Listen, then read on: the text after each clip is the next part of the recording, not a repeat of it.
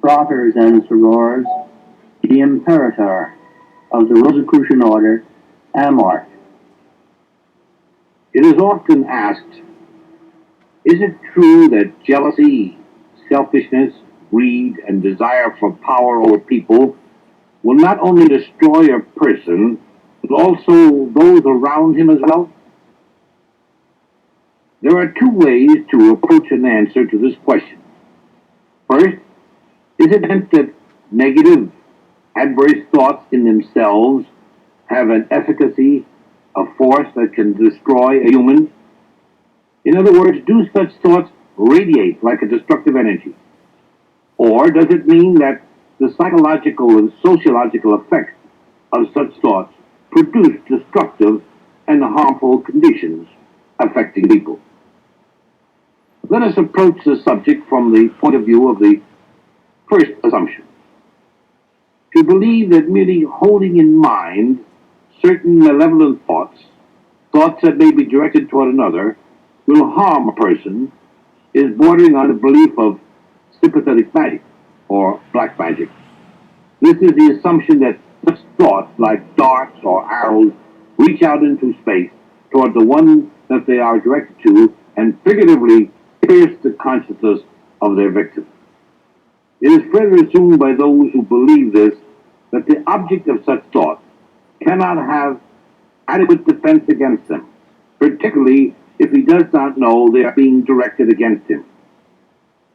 Our answer to this, as has often been said in our monographs and the Rosicrucian Digest, that you cannot be affected by the malevolent thoughts of others.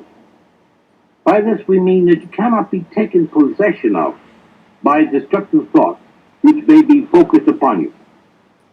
We do not deny from the standpoint of natural phenomena that the transmission or projection of thought is possible. There are too many examples that such as apodictical. Modern science in parapsychology, in the realm of extrasensory perception, is experimenting with the transmission and reception of intelligence without any physical medium. And of course, our Rosicrucian members have many exercises to demonstrate this as well. However, this does not indicate that destructive thoughts will pervade the mind of the one whom they are intended for, without his having any defensive mechanism to resist them.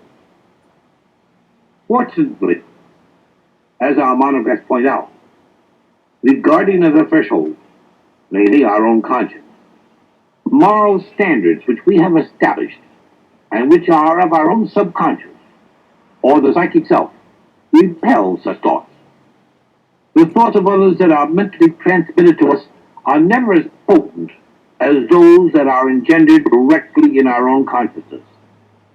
If one suggests to himself that he will not be influenced by any thought that is adverse to his own moral and ethical standards, he will not be.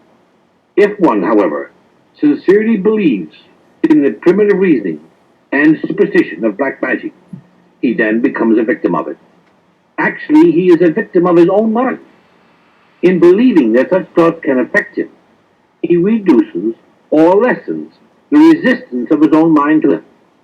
In fact, what he does is to implant into his own consciousness the idea that he is to be or will be affected by such malevolent thoughts.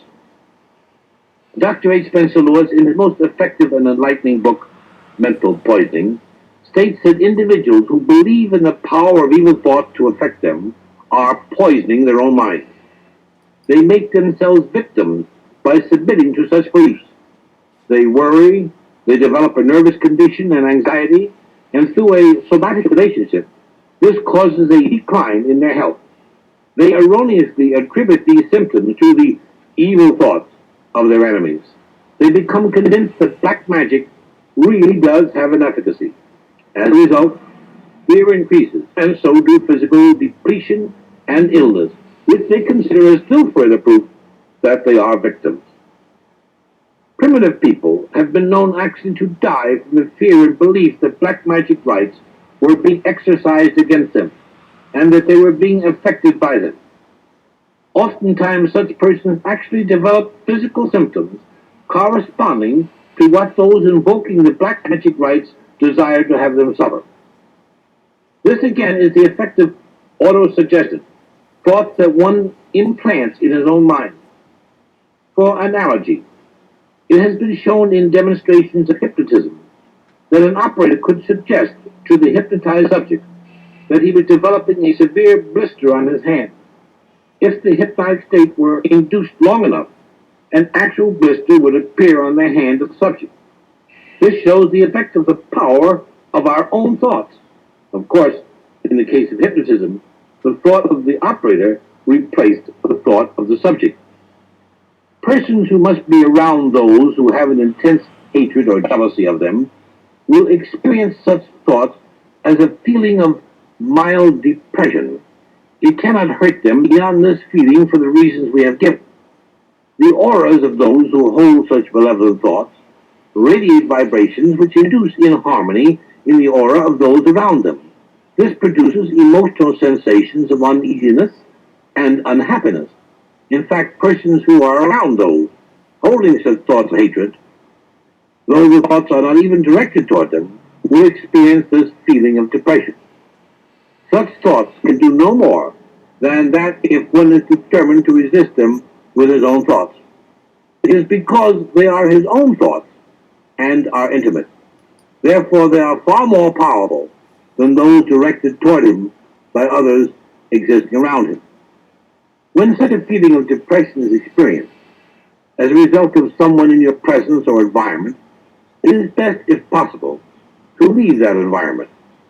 In other words, you should change your surroundings if you can. Once beyond the contact of such an aura, this radiation is no longer detected. If one cannot change his environment, then certain principles that are given in the degrees of the Rosicrucian Order can be applied. These are particularly set forth in the 9th degree. Now, the way in which jealousy, hatred, avarice, and other adverse thoughts can destroy those who have them, and even other persons, may be termed the psychological aspect of this subject. One who harbors malicious thoughts is poisoning his own mind. He keeps himself in a negative emotional state. It is a condition of continual agitation of his nervous and digestive systems. He disrupts the internal harmony of his own being. There is in man, as we know, a psychosomatic relationship.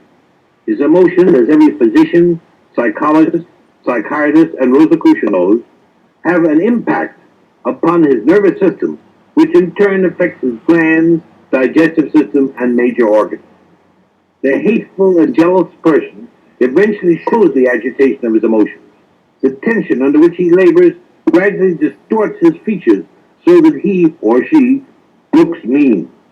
Numerous ailments can arise from a long duration of such thoughts and feelings being locked up within one. It is truly a slow-acting poison.